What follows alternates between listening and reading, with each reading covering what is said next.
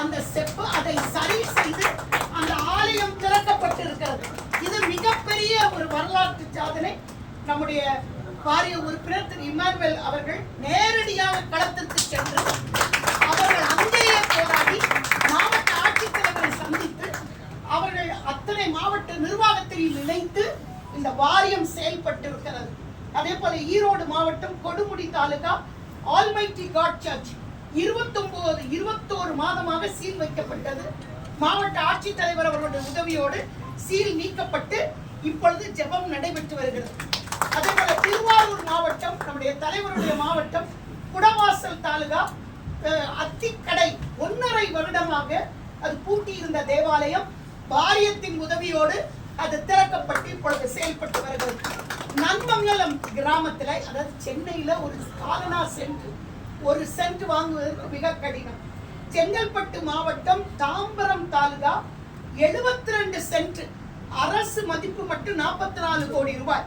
இது அனைத்து கிறிஸ்தவர்களின் பொது கல்லறை தோட்டம்.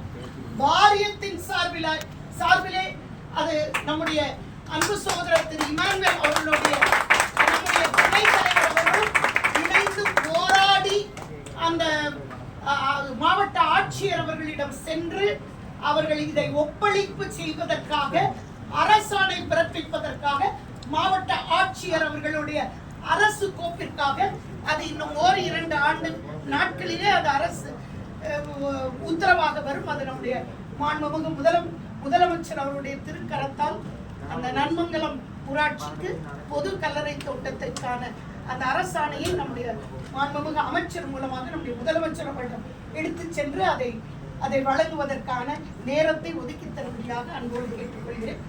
ஊட்டி நடுவட்டம் கிராமம் 1 ஏக்கர் பொது கல்லறை தோட்ட பயன்பாட்டிற்காக அரசு உத்தரவு பெரும் முயற்சி எடுக்கப்பட்டு இப்பொழுது அது அரசாணை வரப்பெற்றிருக்கிறது. இன்னும் அதுக்கும் ஒரு 2 நாட்களிலே இந்த வாரத்திற்குள் அதற்கு அரசாணை வழங்கப்படும். இந்த 2 அரசாணைகளையும் நம்முடைய முதலமைச்சருடைய கவனத்திற்கு எடுத்து செல்லுமாறு அன்போடு கேட்டுக்கொள்கிறேன்.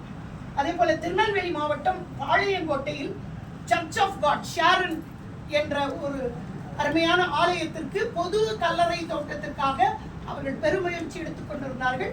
ஆகவே வாரிய தலைவராக நானும் இதற்கான பெருமுயற்சி என்னுடைய மாவட்ட ஆட்சித்தலைவர் அவரிடம் எடுத்து சென்று 2 இடங்களில் அவர்களுக்கான புனரமைப்பு மற்றும் பழுதுபார்த்தல் நிதி, அது லூர்து அன்னை ஆலயத்திற்கு, ஆலங்குளத்திற்கு நம்முடைய மரியாதைக்குரிய ஆணையர் அவர்களுடைய பெருமுயற்சியினால் அந்த 2 ஆலயங்களுக்கும் புனரமைப்பு மற்றும் பழுதுபார்த்தல் நிதி வழங்கப்பட்டிருக்கிறது.